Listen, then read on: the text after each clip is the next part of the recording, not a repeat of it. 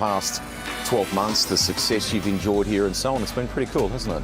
Yeah, I think obviously running the GT4 in the last 12 months has helped me get to where I am today. We've had a lot of success. So obviously the championship last year was pretty cool with the team. Obviously first year, we only started about 12 months before that. So yeah, it was awesome to be able to bring that home from. Has it made you rethink your pathway in some ways? When I first started dealing with you, there was a Trans Am element, and you've been part of the Shannons SpeedSeries for a little bit now, but the GT path, was that always part of the plan? No, I think it was somewhat left field. Come out of nowhere, to be honest. One of the team principal, Aaron Reed, used to run our Trans Am, so that sort of started the relationship there with Chaz, and it opened that pathway at the end of, I think it was 2023. So yeah, it was very left field. It definitely wasn't what we were planning for last year, especially. But yeah, definitely something I didn't regret. He says when you put the helmet on, you're a totally different character. I think he almost used the word like you're a chihuahua. I think you're better than a chihuahua. But it's a bit rude. but do you change? Do you change? Yeah, I think obviously as anyone in the paddock would, you put on the helmet and you sort of have this alternate personality. You're out there to win and to do the best you very can. We're obviously all spending quite a lot of money to be here, so you've got to be able to change yourself a little bit, be happy and be a personality off the track and be a fighter out there. In the last few weeks, you've been able to head over to Europe with McLaren and get to do something special. Tell us a bit more about that. Yeah, I think it was probably the best experience I've had so far. You go over there and you don't really know what to expect. Obviously, I haven't been overseas except for America last year, so it was a completely different ball game, different culture. But the team, like McLaren themselves, they put on an awesome couple of days for us drivers. Like, we didn't have to worry about anything. It was all there for us on the table. We just had to go there and drive. And you got to drive the 720S. Was that right? Yeah, I think. How the hell was that? It was an awesome experience. Obviously, yeah, can't really put into words how cool it was to drive. Obviously, the track as well, it's completely different to stuff over here. Can't really explain how different it is, but to be able to drive a GT3 car, especially a McLaren, was a dream come true. So what does that mean now from a future standpoint? Are you thinking about, I'd love to maybe go and do that race, maybe a Le Mans or something? What has it opened your eyes to those sorts of things? Yeah, most definitely. You definitely can't close that door into the future. It's such a big door to keep open and so much opportunity overseas. So there's obviously different races I want to do, especially Bathurst 12 hour in a GT3. That'd be pretty awesome. And to be able to get a McLaren over here to do that would probably be the best opportunity I have. But yeah, to go to America, do like Daytona, Europe and Le Mans and stuff like that would be awesome. Okay, let's finish with the immediate focus being this year. All right, what do you want to do to wrap up 2025, and what is life like away from the track for you to stitch all this together? Yeah, obviously life away from the track has been quite busy. I work part-time at the moment and trying to find money to continue racing, especially for next year, and try and open some doors to hopefully get overseas or do something bigger in Australia.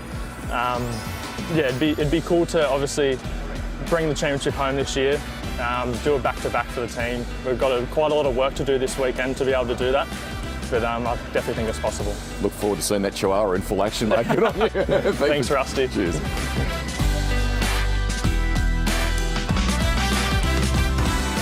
Wonderful to hear from Tom Haymon there, and we are not far away from getting race one for GT4 underway. I'm standing here with pole position, and if you swing around, there's a very long run down to turn number one. This is critically important for each of the drivers. You may get the jump here, but it's going to be horsepower that gets you to turn one first. Then it's about controlling the race from there on out. We might just go for a walk down the grid. I'm going to make you go backwards and I'm going to go forwards down through here. So from pole position, one thing that was pointed out to me by a few of the crew here is that we do have a staggered grid. This is something we see in international motorsport, particularly in GT racing. Not always traditional at Australian circuits, but a staggered start. Position number 2, you'll see the crew rolling out here. Then we see Max Gagan and Tom Haymon. We heard from Tom Haymon just before. They'll be starting at a position number 3 on the grid. It's an hour-long race, and it's going to be a very interesting one because GT4, massive grid. You can see them rolling all the way back.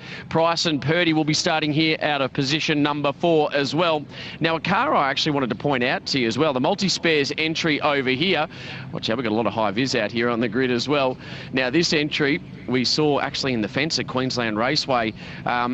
A couple of rounds ago, we were at Sandown last time out, but at Queensland Raceway in a very wet race, the Peters Motorsport crew had to put this car back together. And I spoke to Brett Peters a little earlier today, and he said, if we had the spares available at the time, we could have been back for the Sunday race. Then we continue to see another one of our Mustangs. Now, what's interesting about these entries as we start to clear the grid now as well, they may not, particularly if you look over to the left as well there, Hut, you'll see the Medicare entry and the Ryland Gray entry will start to exit the track.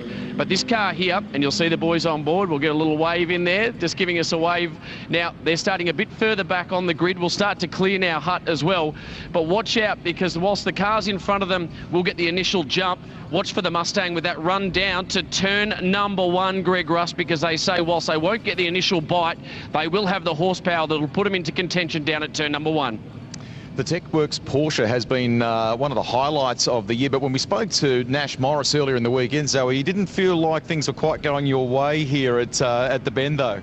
Yeah, I think we both feel that way. Unfortunately, it just hasn't been going our way. Quali wasn't where we wanted to be for both of us. We put everything out there and we tried our hardest, and, you know, Nash has been great helping me along the way with everything, and we went back and, yeah, we really both put everything out there, and it's the best the cars really felt, but unfortunately just didn't have the power like the other cars. Okay, so he's at the wheel now. What is he on the golf cart, nice and relaxed here? Yeah, just trying to chill out. That's the only thing I can do right now, and it's all in Nash's hands at the start there, and hop in and get after. Before we go to the commentators here and go racing, one thing we should point out too, you made a really clever decision, I think, during the summertime last year, and that was to invest a bit and go to New Zealand, get to understand Hampton Downs a little. You paid it a visit, you did some miles there, and that's going to be invaluable in sort of end of October, early November, isn't it? Yeah, it is. It was a great decision on behalf of the team and myself, and yeah, we're so grateful we did do that, and we've probably got that little step ahead of everyone else, but we'll just see how we go. All right, we'll look forward to seeing you there, but more importantly, we've got to focus on the action here at the Bend. Enjoy the afternoon. Thank you. Let's take you to commentary. Thanks, Rusty. Nice job. And Zoe's been having a ripper season. Say good day to Rob Wood's dad, who's watching on at home, and team boss at TechWorks, watching on from sunny Queensland as we get set for this 1 hour of Monochrome GT4 Australia. What a championship it's been this year, and this explosion in popularity, the different marks, the different brands, and genuinely good championship points battles as well across the board. The AM class is the one with the biggest lead, first to second, but Silver and Silver Am 11 and 10 points respectively at the top end of the table. And the way the grid is stacked in this one, it could be closer going into tomorrow, all things playing out.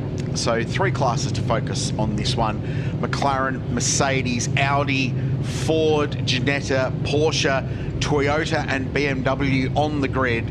A huge array of marks, all of them very competitive.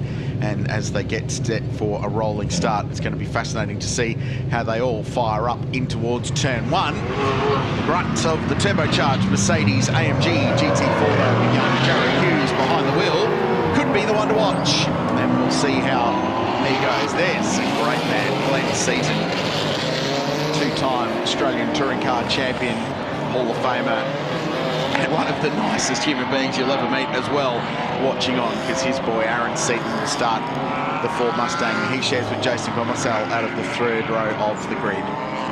Welcome wherever you might be watching around Australia on 7+ GT Worlds around the world from Shell V-Power Motorsport Park. We're in the great state of South Australia here at the Bend, and it's been a cracking day of racing, and this building towards a championship conclusion. 2 rounds to go.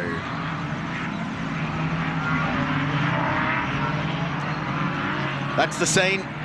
Beautiful afternoon sun. Shane Smollen on pole, 20th outright in the AM Cup in his Porsche 718 Cayman GT4. McLaren on pole outright, second on the grid outright, and on pole in the Silver AM Cup.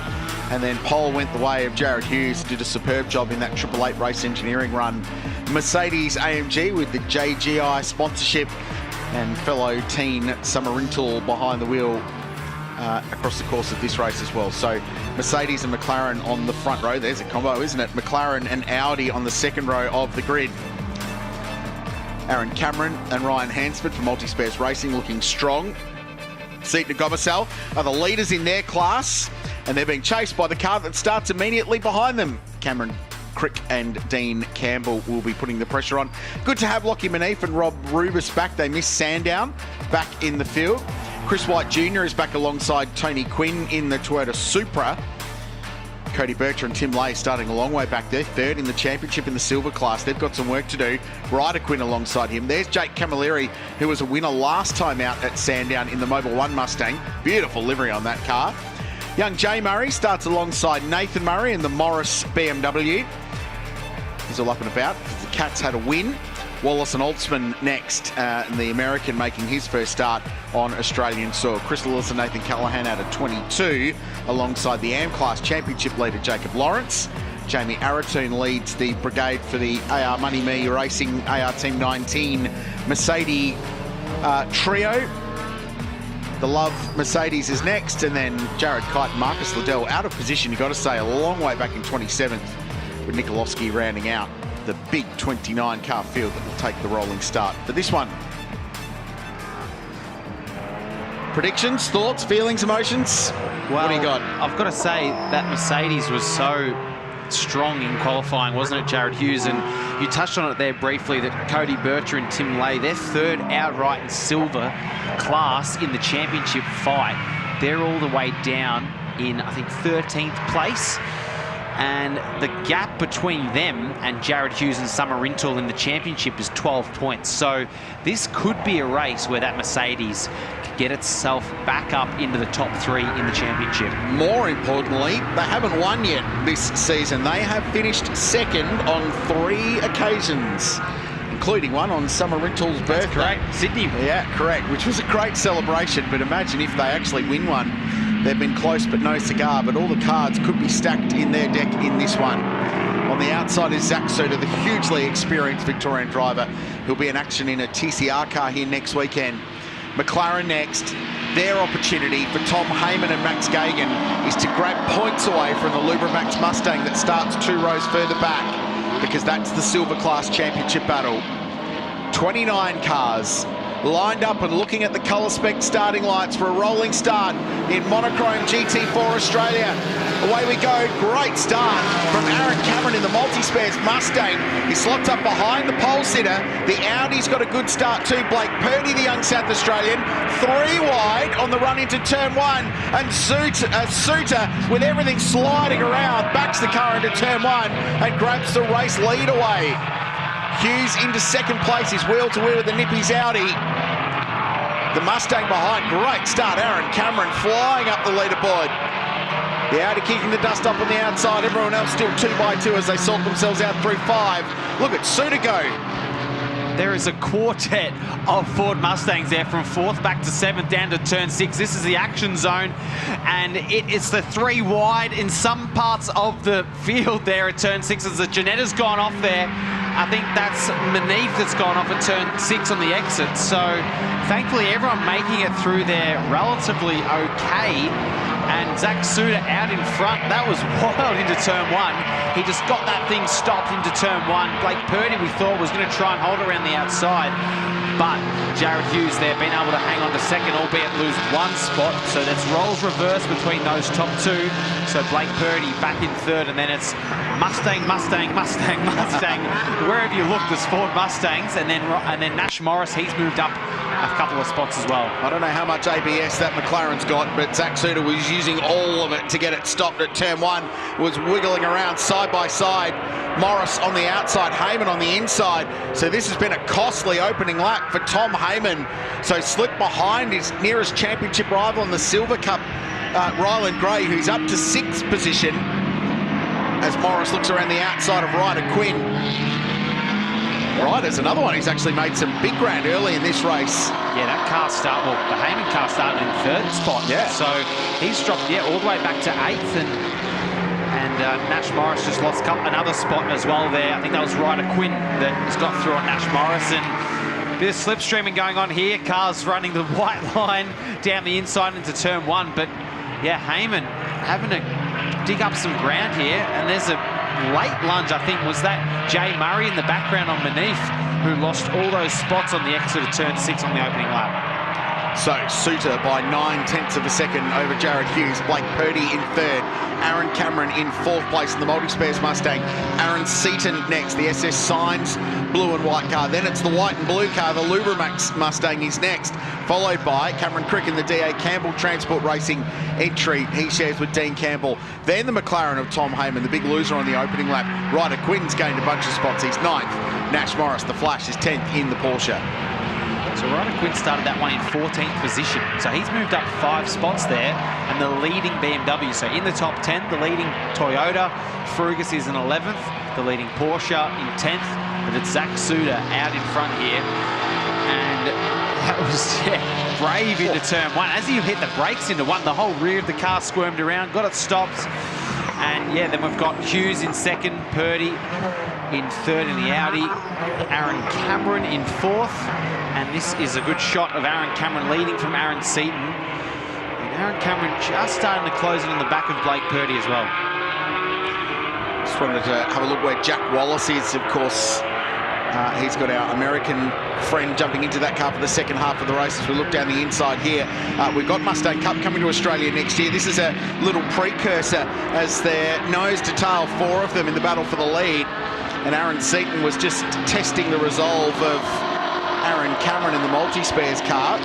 Both of these will be on the grid next weekend in the 500, of course, which is great to see. And Cameron with a slow run out the final corner. It's going to open the door for Seaton. Identical cars. It's corner exit, then braking point, and swinging to the outside is Ryland Gray. Watching them all is Cricky. This is a taste test for next weekend, isn't it, with these 3? Yeah. Gray has a little look up the inside. They all ultimately hold position. It's good stuff. Suter, 1.4 seconds, pulling away from Jared Hughes.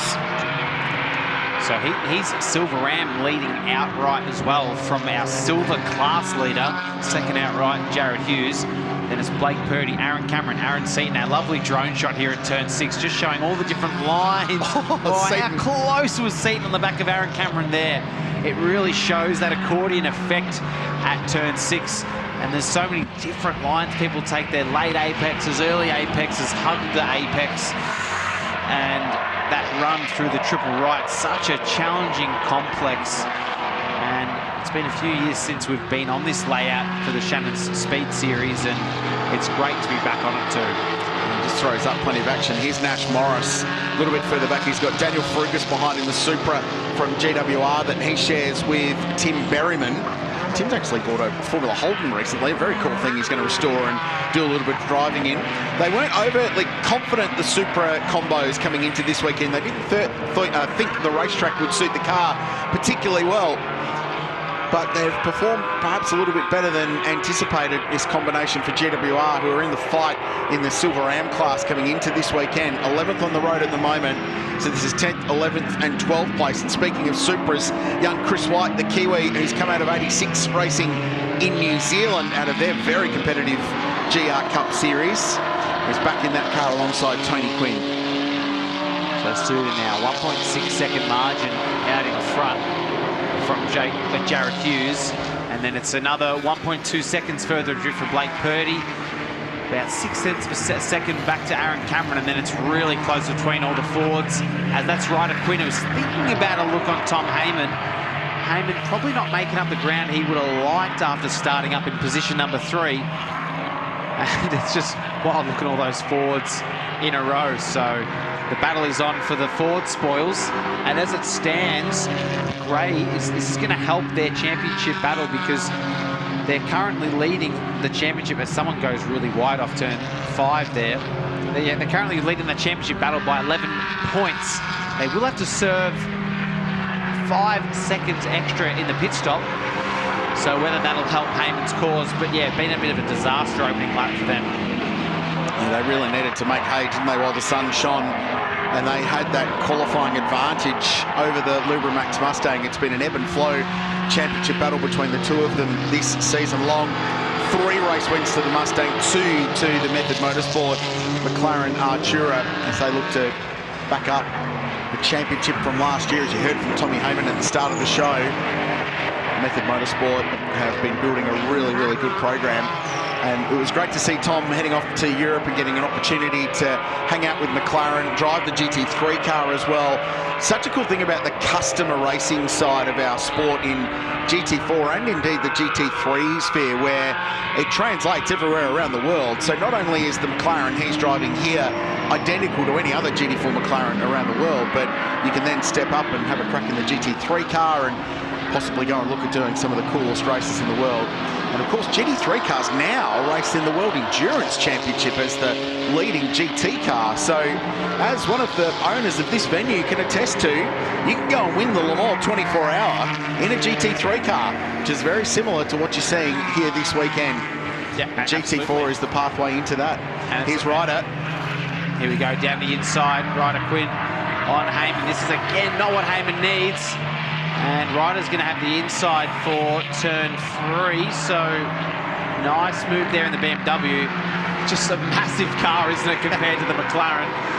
And just what you were touching on there, Crailsy, is global platform. And not only that, obviously, GT World Challenge itself as a competition globally. You can hop out of one of these and jump in another one in Asia, in America, in Europe, and you can be in the exact same car, take your seat insert and go racing. So that's the beauty of this. And these cars, they also race in DTM as well.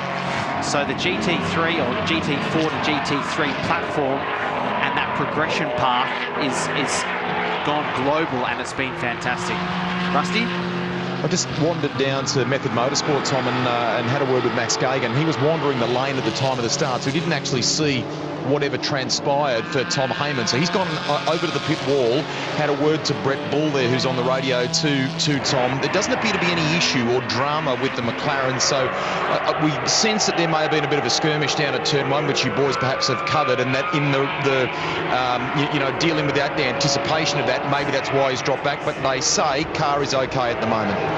Yeah, okay, copy that, Rusty. It's certainly been not the greatest opening 13 minutes for those guys. And they were complaining, as you mentioned earlier in the broadcast, Rusty, of some rear suspension issues yesterday, which they appeared to have fixed as they were very speedy in qualifying. But he has dropped back even further. We just saw Ryder Quinn got that move done at turn 1. So they're down in 9th position is the Method Motorsport McLaren of Tom Haymon, and their sister car, the 24 machines, down in 15th. So, yeah, it's been frustrating as Ryder Quinn a dive bomb there on Cameron Crick. A little bit of trading paint there, but a nice surprise attack from the youngster and gets the move done into turn number 1. That's what we like to see. Caught him napping. Cricky gobbled up by Ryder. Was just about to make the point that after making that move earlier, getting himself up to 8th in a little bit of clean air, that BMW was rapid, and Ryder was setting purple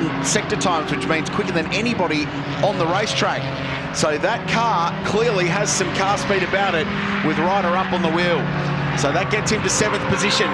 There's a lot of excitement on the timing screen as well, and Jared Hughes last time around smashed the lap record, 1:57.00, full 7/10 quicker than the existing benchmark set back here in the very formative years of Monochrome GT4 Australia in 2022 by Sam Brabham in a Mercedes AMG. So they are going quickly. Yeah, that is fast pace out there, and it's perfect conditions. The sun's coming down. The sun's going to be an absolute nuisance into this corner and the final big corner, because the sun obviously sets in the west, so that's going to be very painful for the drivers. Now, we have touched on the start of the race and what happened to Tom Haymon, so it'd be good to see what happened at the start as we get a replay. We're just looking at, keep your eyes on that Method Motorsport McLaren. So didn't quite get the best start, as that's the Aaron Cameron Mustang going down the inside. So if we try and look for that green McLaren, he's already lost 5 or 6 spots here off the start. So I don't know what happened there. There's nothing malicious about it. Didn't get the jump. Yeah. Cameron had an absolute blinder in the multi-spares car. Just a little lack of momentum, really, and got gobbled up. But the pace is so intense at the front, though, Tom, that he's not slower than anybody.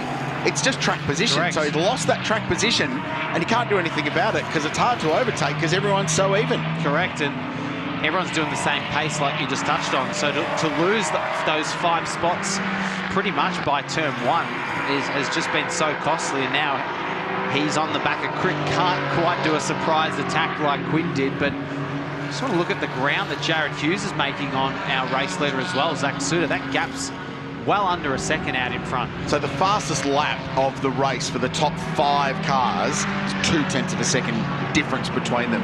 That's how tight it is at the pointy end of this field, with a McLaren, a Mercedes, an Audi, and then a bunch of Fords and a BMW all doing almost identical lap times. Even if you look down at Jay Murray, he's done a 57.4.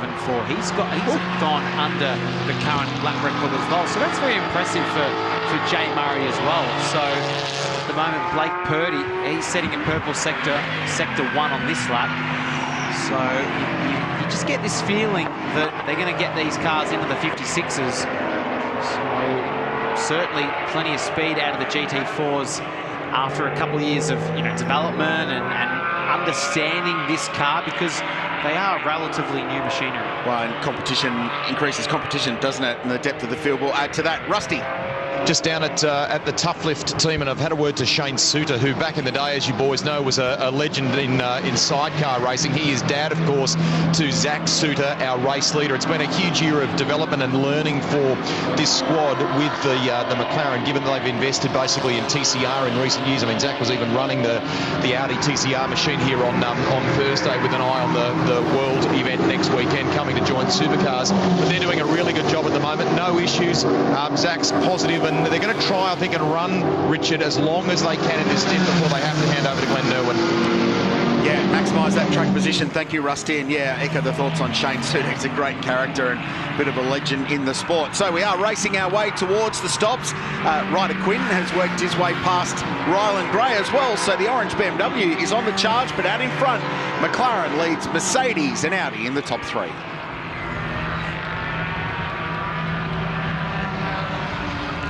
And a pass down the inside. Aaron Seaton gets 4th position away in this all-Mustang battle that continues onwards. So Seaton works his way past and puts him to 2nd in the Silver Am class. A couple of replays here. That's O'Leary that's gone off at the last corner. So has he been forced off there? Not quite sure. And that's the 20 Mercedes. Is that? That's Jamie Aratoon. Yeah. Really looked like it was going to stop and turn down there, did it? Fair rate of knots entering the corner.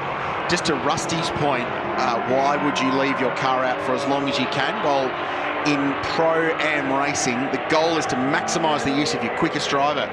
And in that car, Glenn Irwin is the AM driver, Zach Suter is the professional race car driver. Keep him in that car for as long as you can to maximise the pace of your car to its absolute best. So they will stay out for as long as they possibly can in that pit stop window as Haymon gets down the inside now of Cameron Crick, and that pass is completed. So he now runs nose to tail with the Lubramax Mustang. And with an extra pit stop time of 5 seconds for the Ford, all he needs to do is trail him, and then we'll jump him in the pit stop, all going to plan. Yeah, and that's where they can hopefully make up, for their sake, make up that deficit, which is 11 points, but being down in 3rd in class, as there's moved straight back past the McLaren. And exactly what Haymon wouldn't have wanted there, unfortunately for him, but Crick saying, you know what, mate, you put that move on me, I'm just going to put it straight back on you too. So Crick, once again, back past Haymon in the McLaren.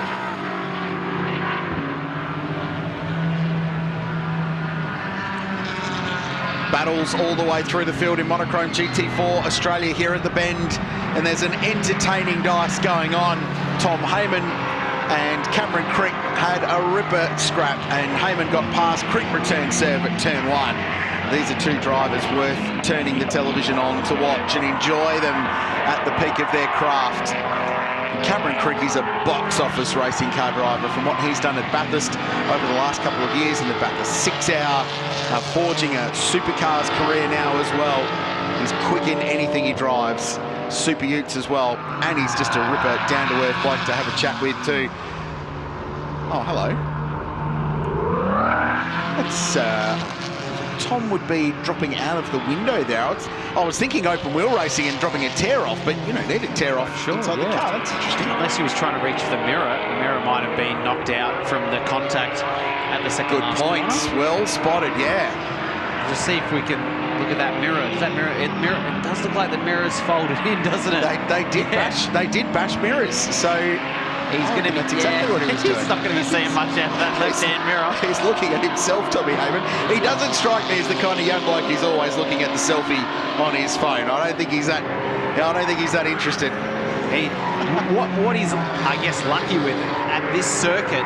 Predominantly it's right-hand corners, so if there's a mirror that you can afford to lose, it's the left one, because you won't see anyone going around your outside. So as long as he's got the right-hand mirror, that's the one that you're going to want to have here. Apart from turn 6, the hairpin. If someone goes to remove there, then that's when it gets a bit tricky. But yeah, it looked like he couldn't reach the mirror, the poor guy. I know that feeling all too well. That's something they'll fix in the pit stop, I'm sure. And I'm only assuming that you might have used this defence when you've gone to visit Beardo in the DSO office after the race, but is there any leniency given? Go, well, I didn't have a mirror, so how could I see? Yeah, sometimes I think there is. The problem is that if you get the time penalty beforehand, you've already served it. True. There's not much you can do, but that reminds me of if we wind the clock back, Richard Crail, to Newcastle of 2017, Scott McLaughlin and Craig Lowndes. Oh, no. That was the reason excuse up to you, of why Scott moved over on Craig. From Scott's point was that his left mirror was folded in and he couldn't see the car. And, from looking on the TV, and if you've never driven a supercar or a race car, you think, oh yeah, sure mate. But I can tell you from experience, if your mirrors are folded in, you are blind. We're not in a class, we're not in a country where we have spotters like NASCAR or IndyCar. So you're kind of flying blind when your mirrors are folded in, and that's what poor Tommy Haymon was trying to do, trying to get that mirror back out there. But like I said, once they serve the pit stop, I'm sure he'll be on the case, and that's what we try and do in supercars. Is when we serve the pit stop, we're frantically saying, hey, push that mirror out, and it's frustrating if we don't have the time to do it. I can't believe you brought up old wounds from Newcastle. Incredible grand finale. I genuinely know people who aren't over that yet. Yes. This battle continues as Chris White Jr. puts the pressure on Cody Bertrand's 11th and 12th just up the road is Nash Morris and the little TechWorks Porsche, which looks so diminutive compared to some of the big cars around it. The gap's come down at the front as well. It's down to 0.4 of a second. So that was 0.7 of a second a few laps ago. And we've got the battle between Purdy and Seaton. I mean, we can visually see that. There's barely any gap there. It's less than 0.2 of a second between these two. And this is for third outright, albeit Seaton in the Silver Ram class. His nearest, well, the car in front of that for the Silver Ram spoils is Zach Suter, who has the race lead. And as the sun is starting to set here, everyone with the headlights on, as I said, it gets really, really tricky heading up to turn 13 and the last corner. You nearly try and take a hand off the wheel and cover your eyes a bit to get the sun out of your vision there, but it just makes spotting that last apex so tricky. And this is the team down at Team Suter, looking on, watching on, as we're not too far away from the pit window opening up either, Krause. Well, this is you next week, by the way, unless for some reason James Moffat's finishing the race in the Castrol Mustang. This is you driving into the sunshine with a dirty windshield after 480 Ks of supercars racing. Hopefully in the lead from our perspective, right? Because we win as a team. Thomas? I appreciate that. Yeah, no, we're all behind you. So the pit stop window is now open. And how long into the race does Zach Suter go? So it'll be at least one more lap because Glenn Irwin doesn't have the helmet on yet. Aaron Seaton executed a really nice move on Aaron Cameron a couple of laps ago at turn 6. He's looking to do the same to Blake Purdy.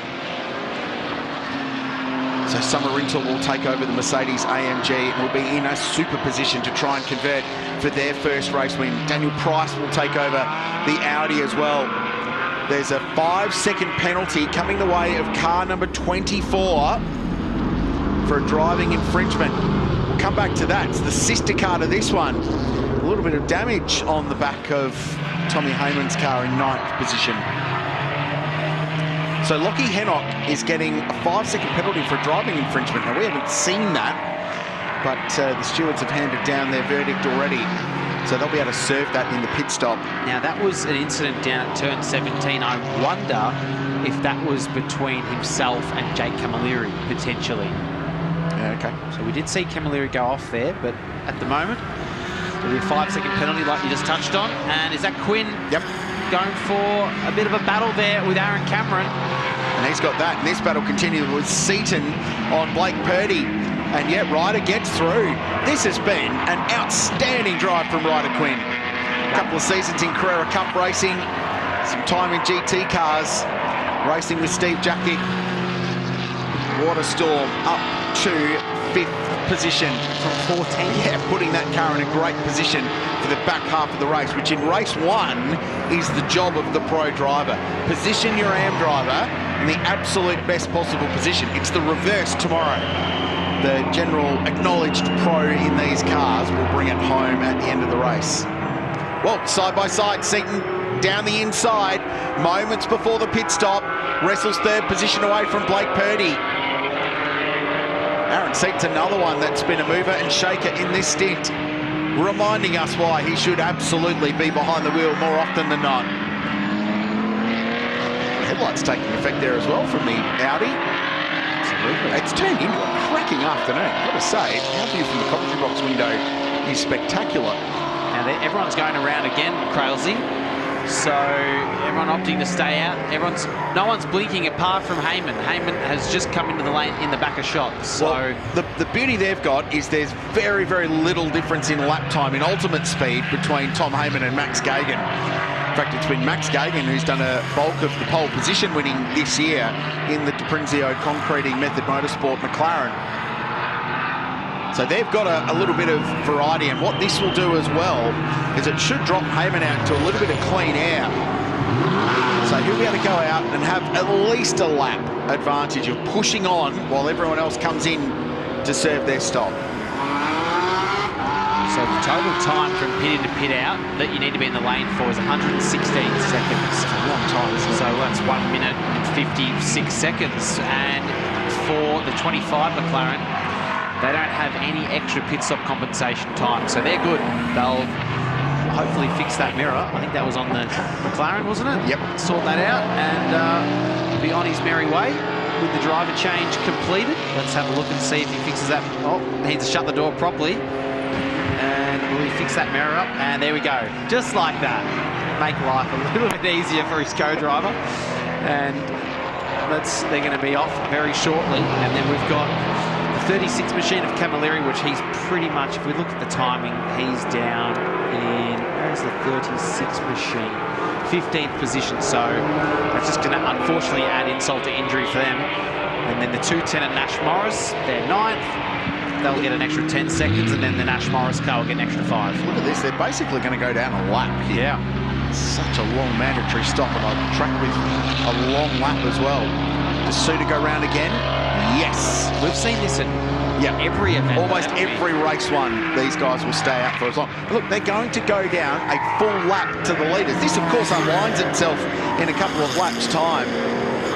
But they're going to jump onto the back of this queue and ironically emerge as Ryland Gray comes past. The 2 championship rivals in the silver class now split by a lap. Ryder Quinn's got another position. He's just past Blake Purdy. This is some kind of drive from RZQ, and he's got the pass done, and he moves himself to 4th position. There is plenty of pace in that BMW. I mean, I don't know where it's come from, because in qualifying, if I look at his lap time in qualifying, he was 1.3 seconds off pole position, and the fastest lap time he's done, he's matched the quickest time of the race at 57.0. So, yeah, in race trim, this thing is just lit, to be honest. And I know I've used that Gen Z term, would you say? Gen Z term? But it is absolutely lit. And he'll be hoping, well, I mean, this is everything that he needed to do to hand the car over to Steve Jackett. Rusty? Just trying to keep our eyes peeled here for some cars coming into the lane. I'm with Tom Haymon, who I sense, mate, you're a bit frustrated. Just what happened? Just car didn't quite get off the line as well as I hoped it would, and down at turn 1 everyone's just trying to find a bit of room, and yeah, just getting pushed and shoved everywhere. It's kind of just is what it is at this stage, so we'll just fight back from where we are. There was damage to the driver's side door and damage to kind of the rear quarter, if you like, which the boys have patched a bit.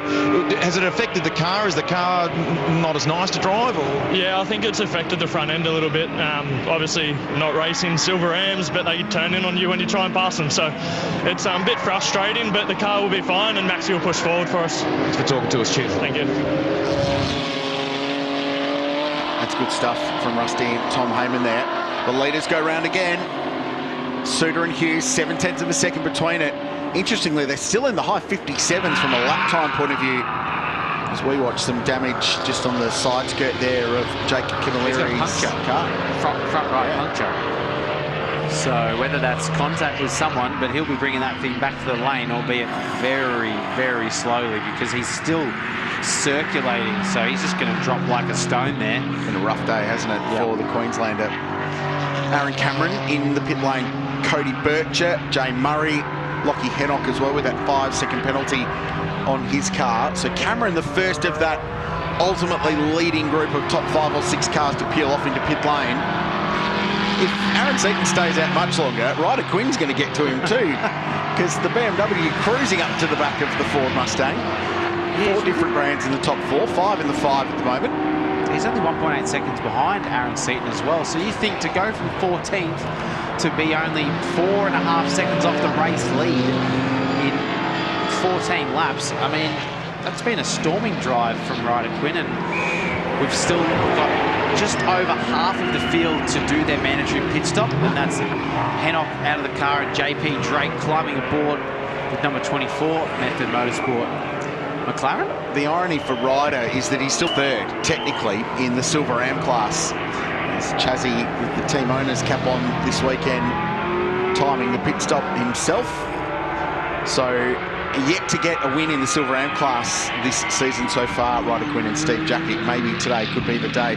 We've got to beat these guys, though. Glenn Irwin and Zach Suter, who continue to lead the race outright and the Silver Ram class. Silver class leader remains Jared Hughes. Do we stop this lap? You bet you do. Into the lane before the window closes. We'll see how much time Ryder Quinn makes on in pit entry. Oh, lots, I would imagine. Yeah, he's about 2 seconds behind, so, or 1.9 seconds. So he found about 5/10 on attacking that pit entry line. There's the multi-spares car out of pit lane and followed around by what will now be Maxi Gagan behind the wheel of the 25 Method Motorsport car. So they're our benchmark. They're the 2 we need to watch on the rejoin, because that's going to judge to see who comes out where at the end of this. Rusty? This game of Monochrome GT4 is at peak level, guys. Not just the volume of cars here, but the detail that you've got to go to now to retain the lead, right? So the Rintel Hughes Merc was right on the bumper, and I mean right on the bumper of the Tough Lift Merc as it Tough Lift McLaren as it came in. They did not want to lose any ground as they trundled through the lane. Awesome to watch.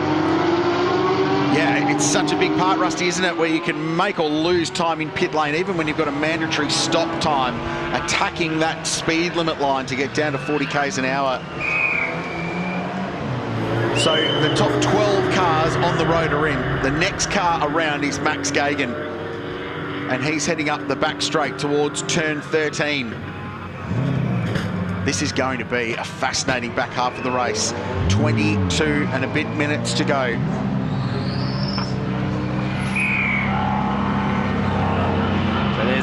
Just the extra precaution stopwatch as well, because some of these cars have got that race logic feature, and then you've got the stopwatch as well to make sure that you nail it. And this car, 75, no extra pit stop time as it leaves down the pit lane, and Summer, Mercedes in behind. Yeah, Summer Rintel pops in behind. Daniel Price in the Audi as well. This will all play out as we watch for the McLaren to come into shot now out of the final corner.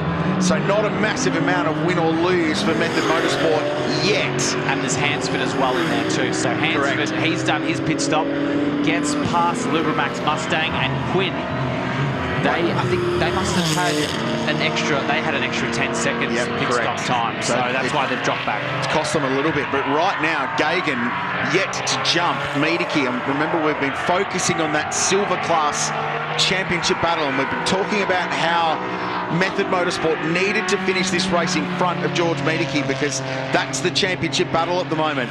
Well, right now, they're still behind from a silver class point of view, so there's a bit to play out there. Glenn Nerwin will end up being the new net race leader. Summer Rintoul will be in second.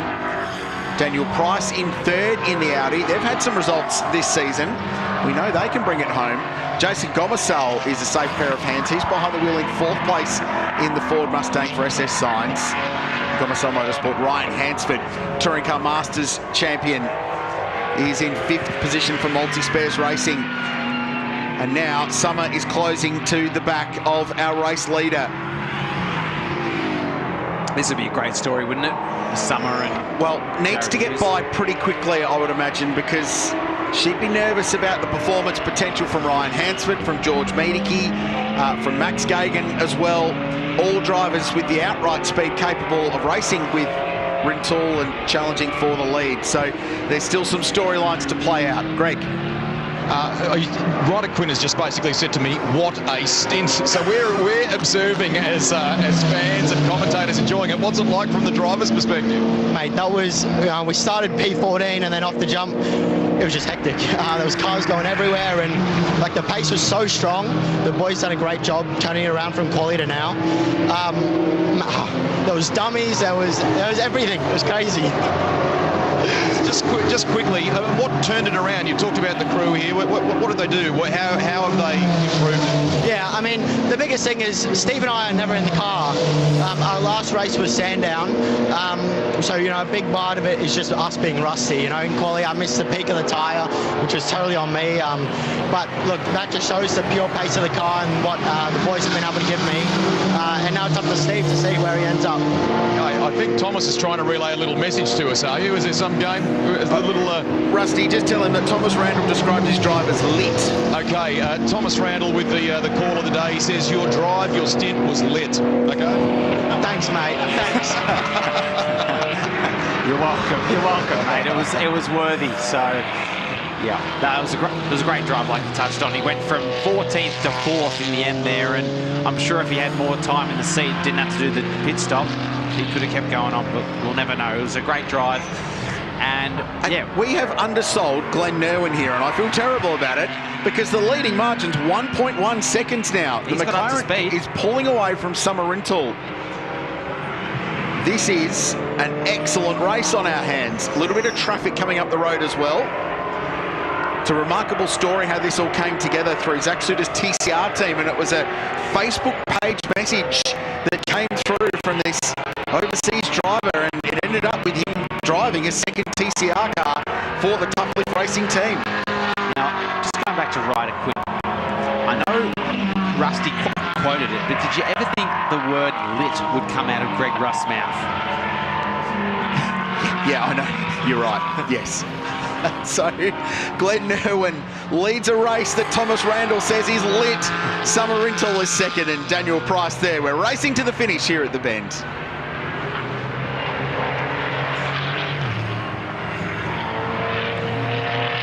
.1 the leading margin. Price in third. Gomersall, Miedeke, Gagan. Hansford has slipped a couple of spots, incidentally, to 7th position. Stephen Jackick in 8th after the stop. Tim Lay and Tim Berryman rounding out the top 10 in the GWR Supra. Traffic for the leader. Traffic for the leader. Opportunity for the Mercedes AMG as Summer Rintoul gets down the inside for the race lead.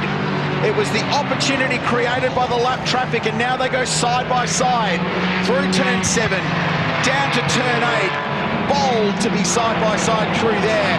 The Tough Lift McLaren holds on for now.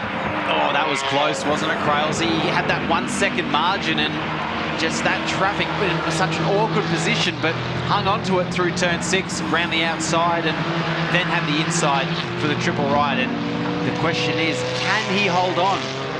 Can they hold on for a breakthrough win? This is big. It's a breakthrough for either of these two combinations, one way or another. Silver Am class, of course, they're looking for a class win more than anything, but there's just that extra carrot at the end of the stick to cross the line first and get that checkered flag first to beat all of these great combinations, irrespective of class. And Glenn Nerwin is driving the wheels off the tough lift McLaren. Nose to tail, setting sun at the bend. What an afternoon. And it feels like there's a few little twists in the tail of this one. And in a minute, I'm going to tell you about another one that I think could play into this as this race plays out.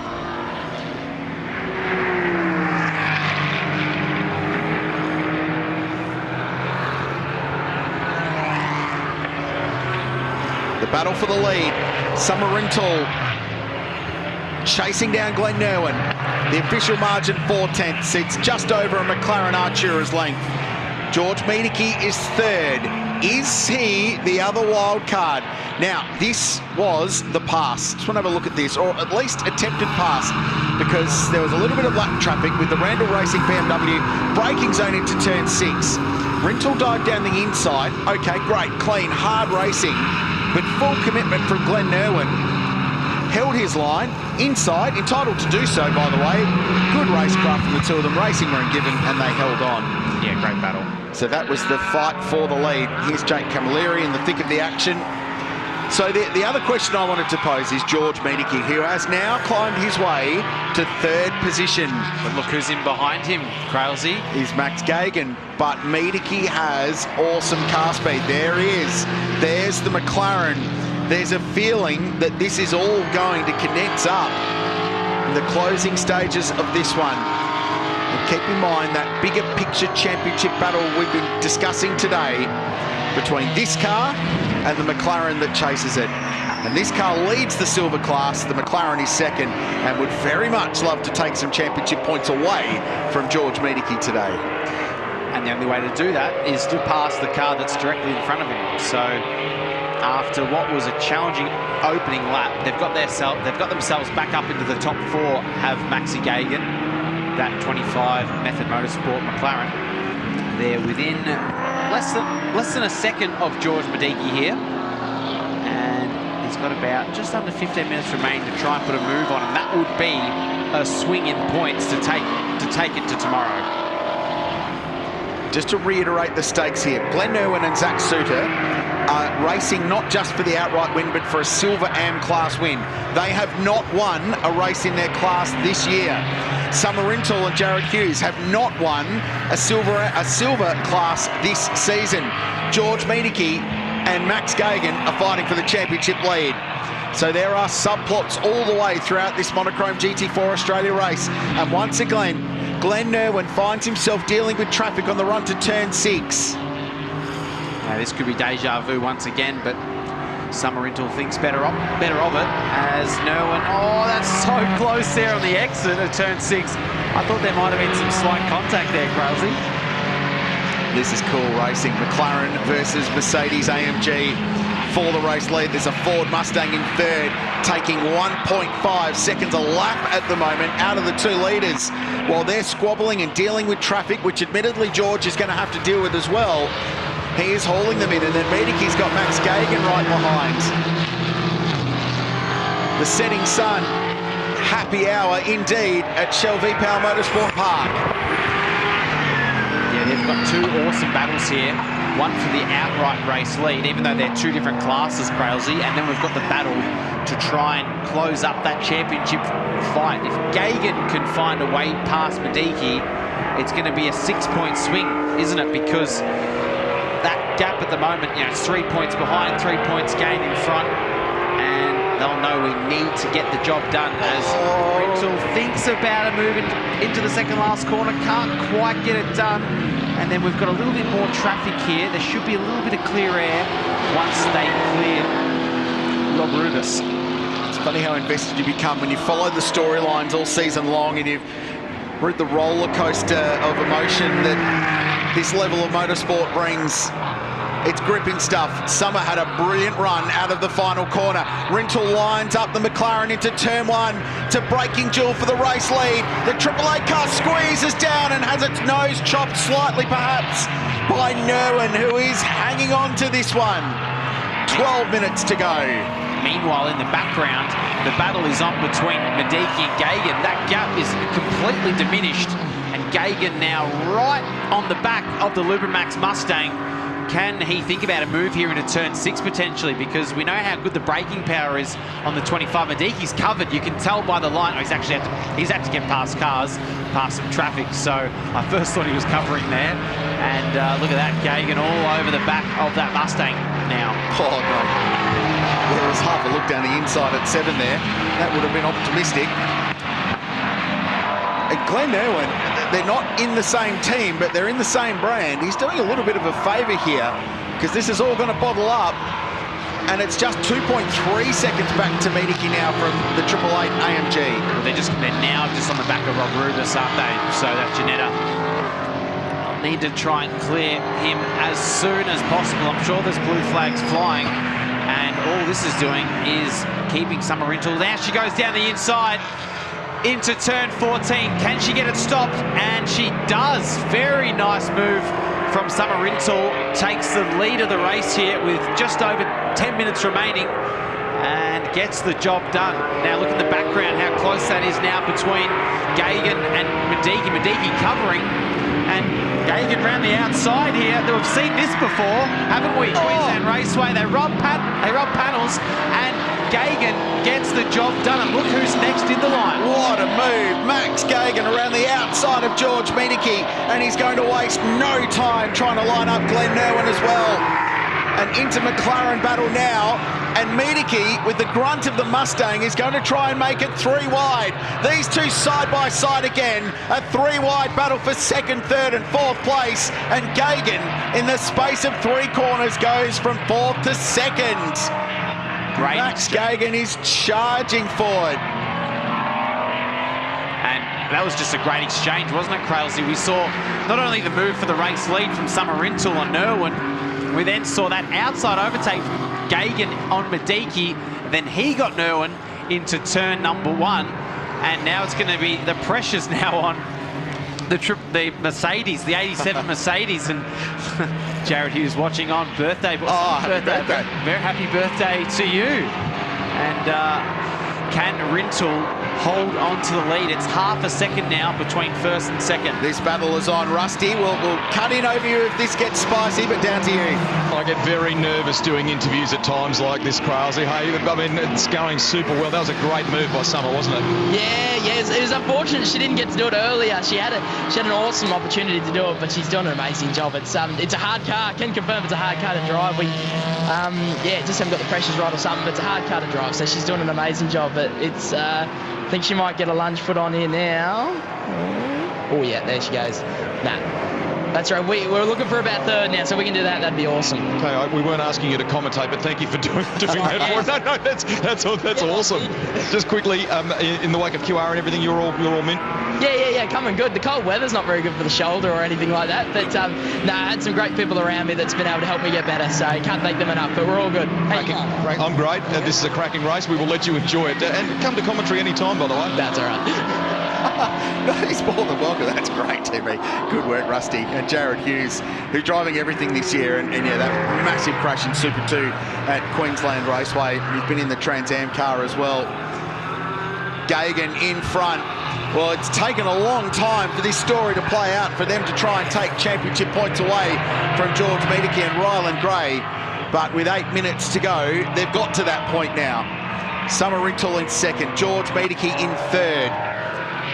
Interesting to hear that they had a target for 3rd place, the 888 team. So I wonder if they feel like they might be overachieving where they expect it to be. Well, don't discount George Mediki at all. We've seen what he can do on board that Lubrimax Mustang, and very much putting the pressure on Summer Rintoul. And if he can get past Summer Rintoul, there's still going to be a 7-point swing, and that would bring the championship down to 4 points, Crailsy, going into tomorrow. So really, whoever beats who tomorrow could take the championship lead. Yeah, going to Hampton Downs, the finale at the end of October, early November, which is going to be outstanding. Rintoul's not going to give this one up, though. She has put on a brilliant show today, as has Jared Hughes. Medicki fighting back. Nerwin still leads the Silver Am class, though, but Ryan Hansford is closing on them. They've got Daniel Price in the Audi in the middle. But I think that Silver Am battle is going to start brewing before this race is out, with Ryan Hansford closing in the multi-spares racing car. Now, the other driver, a little quiet achiever in his stint, has been Tim Lay, who's got his car, BMW, up to 7th position outright on the road, will be 5th in the silver class. So Cody Bircher struggled early on, but has really gained some ground. Now, just in behind this fight, you saw a quick glimpse of it, was that battle between Glenn Nerwin, Price and Hansford. Yeah, that's it right here. So you'd say Nerwin now is a bit of the cork in the bottle, isn't he? And whether or not Price can get that move done. Well, he almost doesn't need to worry about Price. He'd love him as a stopgap in the middle, but it's Hansford for the class lead that he needs to worry about, as Medicki gets down the inside now of Rintoul and takes 2nd and 3rd position. Or takes 2nd away. The 888 Merc back to 3rd. Behind it, though, there's Price, and that is a lead change in the Silver Am class. So Ryan Hansford moves to the class lead in the multi-spares racing Mustang.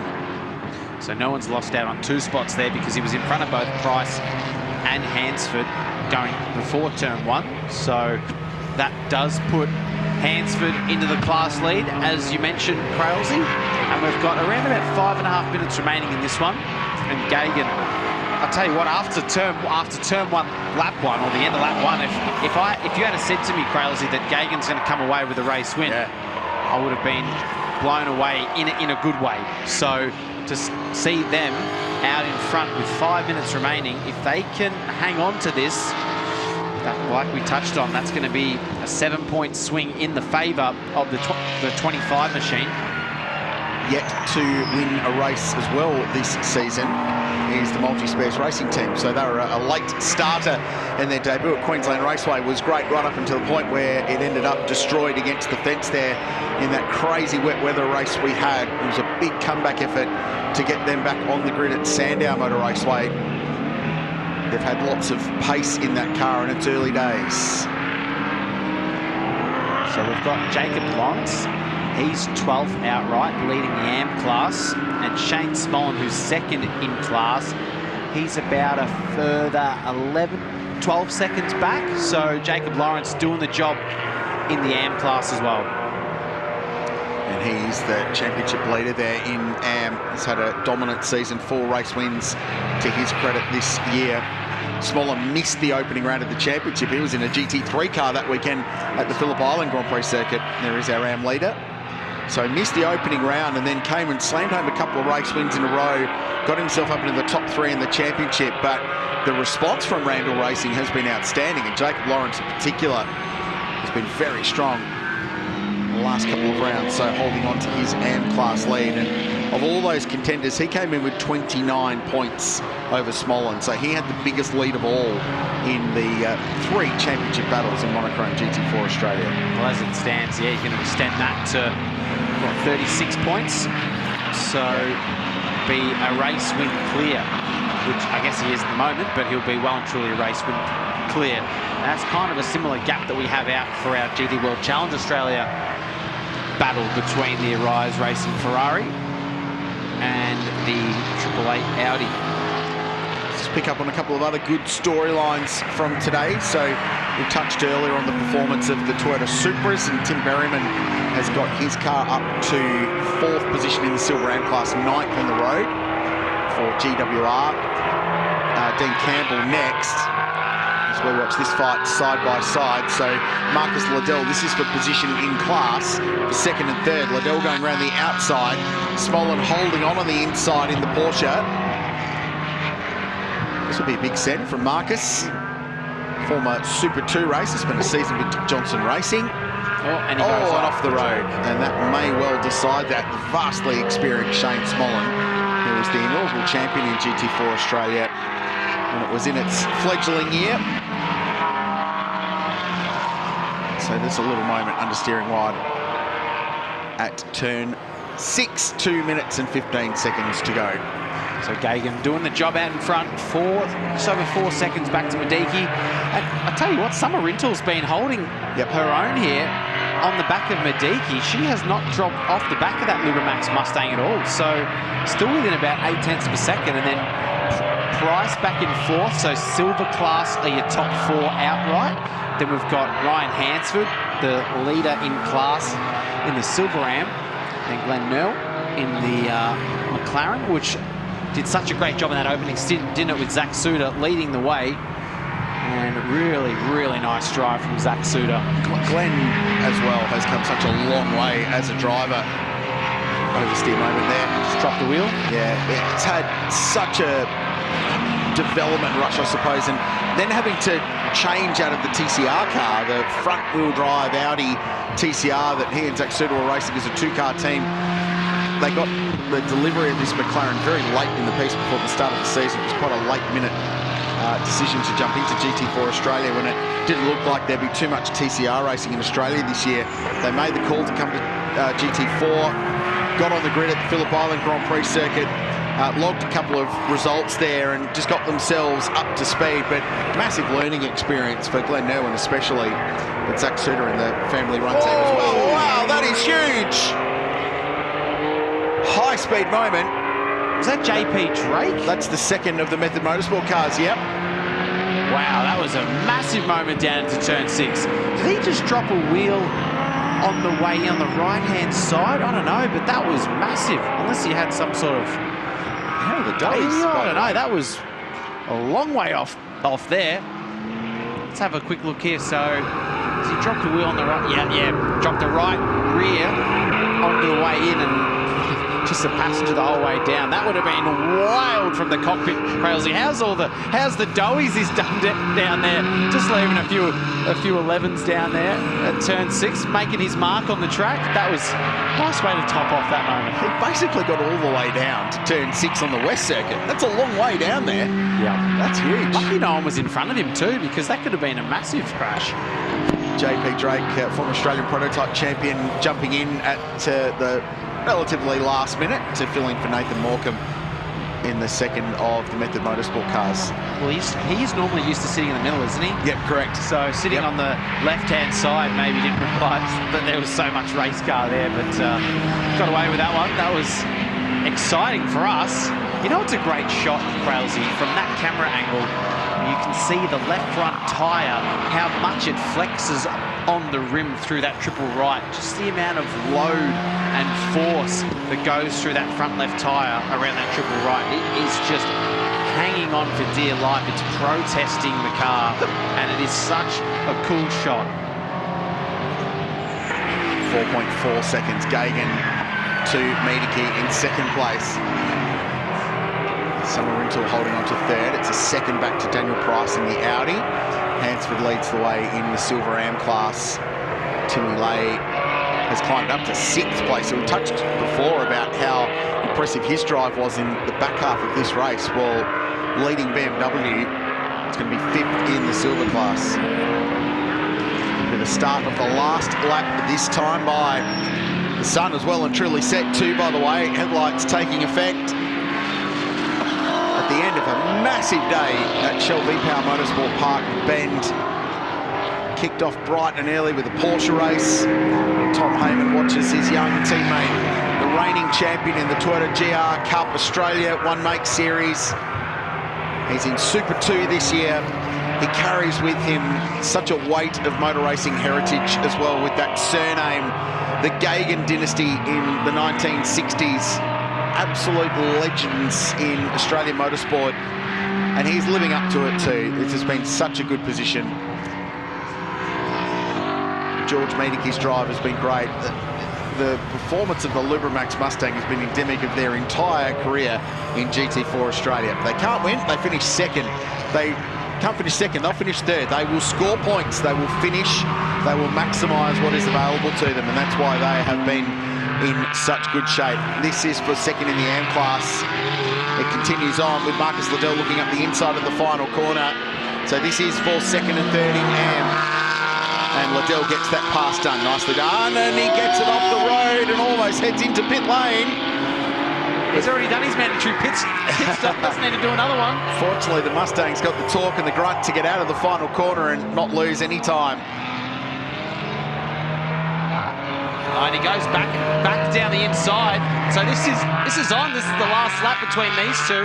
It's good stuff. And the braking performance of the Porsche versus the grunt of the Ford Mustang. Different strengths and weaknesses in Monochrome GT4 Australia. Well, there's 11 championship points coming into this weekend. The margin that Ryland Gray and George Miedeke had over Tom Haymon and Max Gagan. It's going to be slashed. They have delivered everything they needed to do today. A slow start, but a fast finish. Method Motorsport back on top in Monochrome GT4 Australia. And this championship is well and truly alive. It's McLaren's Saturday at the Bend.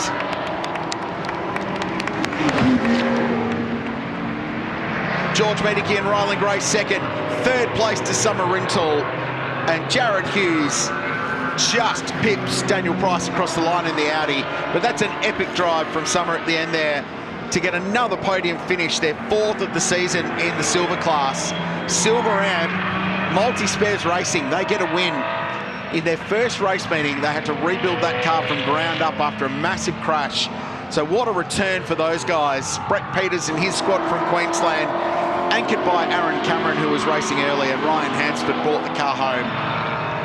And Jacob Lawrence is going to win the AM class and extend his championship lead over that brilliantly entertaining fight between Shane Smolin and Marcus Liddell for second and third.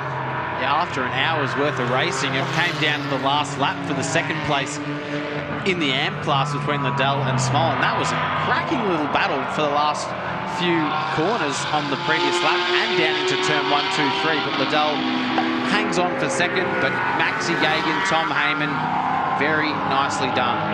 They'll take the win, and like you said, Crailsey, that gap has been slashed in the championship. So tomorrow, I already can't wait. What these guys race. This is still going on. Glenn Walker and Nathan Murray, they're battling over 19th and 20th, and that is fourth position. So a hard fought 19th at the end there for Walker in the older spec BMW. Tell you what, from my experience, Crailsey, some of the hardest races you do are battling for 19th. That's just from my experience. So nice way to finish there, and plenty of action in that one. And it's Method Motorsports McLaren of Tom Haymon and Maxi Gagan that get it done. Huge result, and from a championship point of view, even better for us watching from the sidelines. Graham Miedeke next. Hughes and Rintoul were great. Cody Bircher and Tim Lay, good rebound from the BMW team to 6th in the end there. You can see the AM class contenders, Nathan Callahan and Chris Lillis, were 13 points in that class, and they finished 4th in the race. We saw some dramas early on. We'll get to the bottom as well as what happened to Jack Wallace and Jason Altsman, the American import this weekend, who ultimately dropped right back to 28th. The Maguires race highlights from an absolute belter of a Monochrome GT4 Australia showdown on Saturday Arvo here at the Bend. Entertaining all the way through, and a feisty start it was too from Zach Suter, who wrestled the race lead away early. There was a Mustang Cup showdown in the middle of all of this. And this was a big moment in the race once Glenn Nerwin had taken over the Tuplift car. Summer Rintoul had to crack up the inside. I wonder how this would have played out differently had that pass been completed. But Nerwin, to his eternal credit, was onto it on the exit of the corner and held onto it. And then this was another attempted pass for the lead, and maybe a little touch between them. And this was where the move finally got done. Rintoul squeezing past the McLaren. In the background was the Mustang McLaren war that was going on.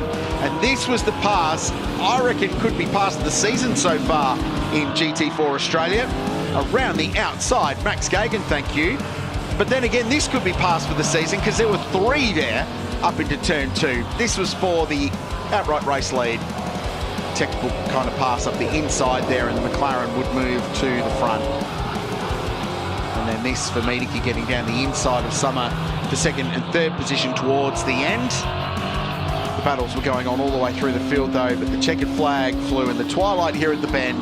Max Gagan and Tom Haymon got the race win. An absolute beauty of a race on Saturday Arvo. Well done to our winners, McLaren, Ford, Mercedes, in the top 3 here at the Bend. Celebrations for the Method Motorsport team, who move to well within 10 points now, less than that, the championship lead. Rusty? Well, there's a bit of camaraderie here too. I think they've all enjoyed some great racing. So, Max, man, you had to drive hard there, didn't you? No, it wasn't easy. Yeah, but as the sun started to go away there, the car started to come back on.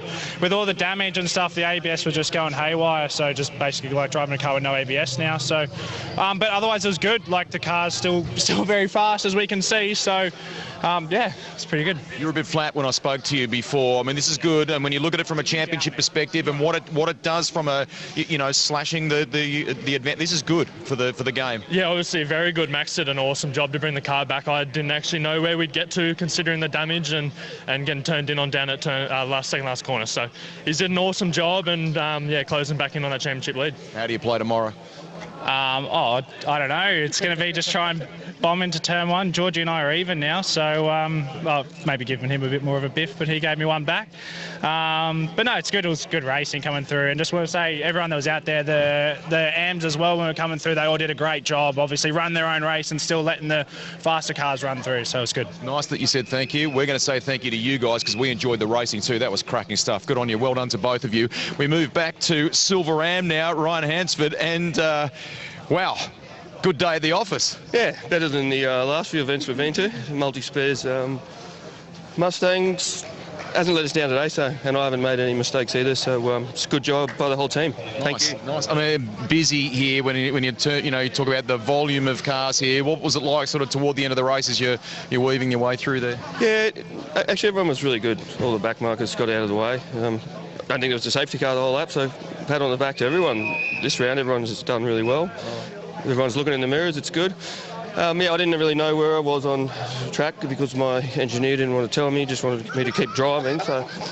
Is that a tactic? I don't know, mate. Probably some sort of silly tactic. Well, anyway, the most important thing here, you're in the victory lane area, mate. Well on, class. Great job in the Silver Am class there today. Let's go to Jacob Lawrence. Hey, great job by you, and man, what a race here on the Saturday. Yeah, thanks, mate. It was good fun. Bit of hard work. Obviously, coming from Sandown, a lot more going on here, but enjoyed the challenge and yeah, stoked with the result. You should be. From like an Am class perspective, when you went into this one, did you think that was kind of the result that would happen today? You were confident of that, or you felt as though it would be a bit tougher? I was a little bit worried, but I was confident in myself. I sort of didn't have the best qualifying, few mistakes, so I sort of knew the car had it and I had it, so just wanted a clean race, and luckily it happened. We caught up in the grandstand at Sandown. It gets better for you every outing. Congratulations. Thanks, mate. Thank you. Cheers. Yeah, thanks, Rusty. There'll be some excited people down there in the stop area in pit lane here at the Bend as they make their way out to the podium. That was a cracker, Tom. Genuinely good fun racing all the way through the field. But the level of competition in this series, it feels like it gets better and better every time we go racing. Yeah, I mean, just look at qualifying to the race. I mean, some of the drives throughout the field, let's not forget about Ryder Quinn's drive. That's a ripper shot, isn't it, of the moon? That just sums up how long everyone's been at the track for today, doesn't it? The moon's out. I saw it driving in this morning, so it's the same. Feels like we've been here for a while, but yeah, amazing day at the races. Tomorrow will be too, so make sure you join us on 7+ with our coverage live and free all day. Kicks off with some Group S racing in the morning, and then the championship deciding first Focus Radical Cup Australia race at 9:40 local time. Add half an hour if you're on the east coast of Australia. The next qualifying session for Ferrari Challenge, and then we go GT4 Australia racing. If you're here at the venue, there's a free grid walk. So if you've got a ticket, you can get out onto the grid, meet the stars and see the cars. Then more Group S racing, and it's the same for GT World Challenge Australia, powered by AWS. Grid walk there, and then the Ferraris to round out a bumper program.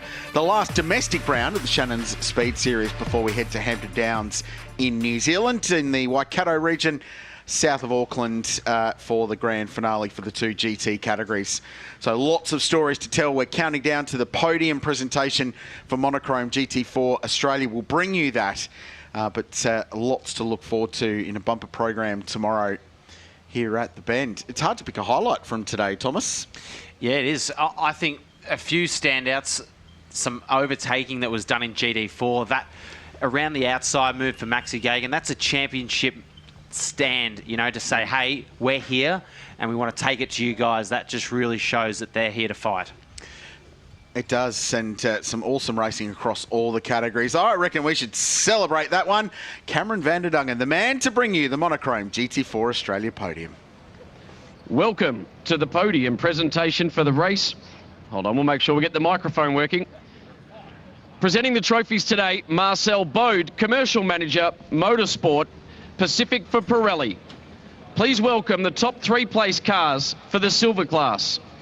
3rd place for JGI 888 Racing, Jared Hughes and Summer Rintoul.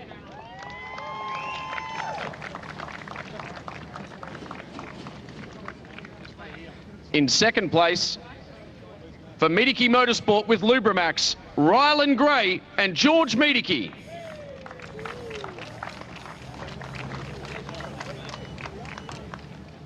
And in 1st place for Method Motorsport, Tom Haymon and Max Gagan.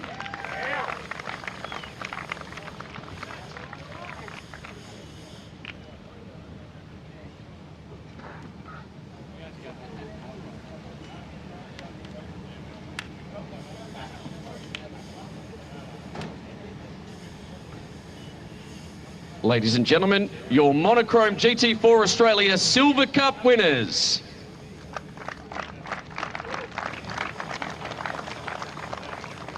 Drivers, the podium's yours.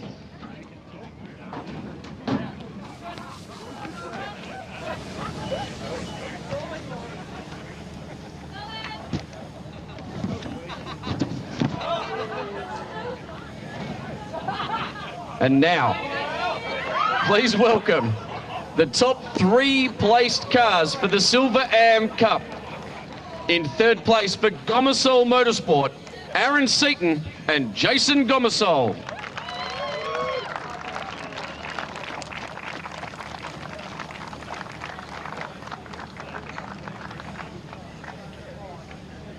In 2nd place for Tough Lift Racing TSM, Zach Suter and Glenn Nerwin.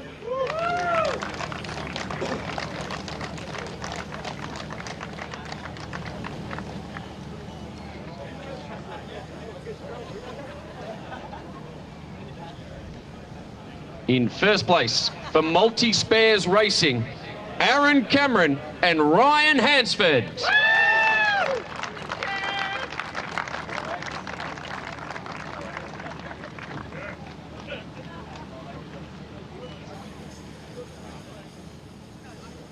Ladies and gentlemen, your Monochrome GT4 Australia Silver Am Cup class winners.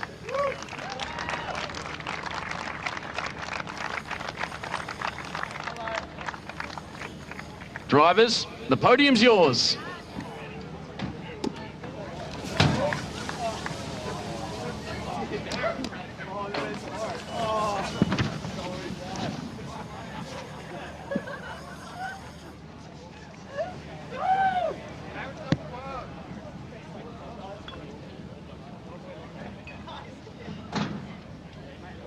And finally, please welcome the winners for the Am Cup.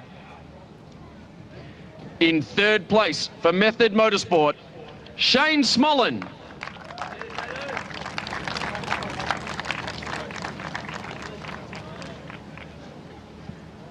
In 2nd place for 99 Motorsport, Hansa Equipment, Jared Keats and Marcus Liddell.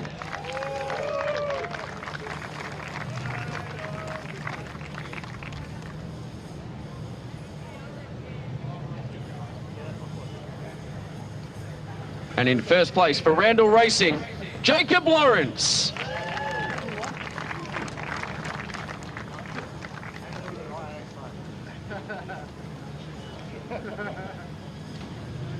Ladies and gentlemen, your Monochrome GT4 Australia Am Cup winners.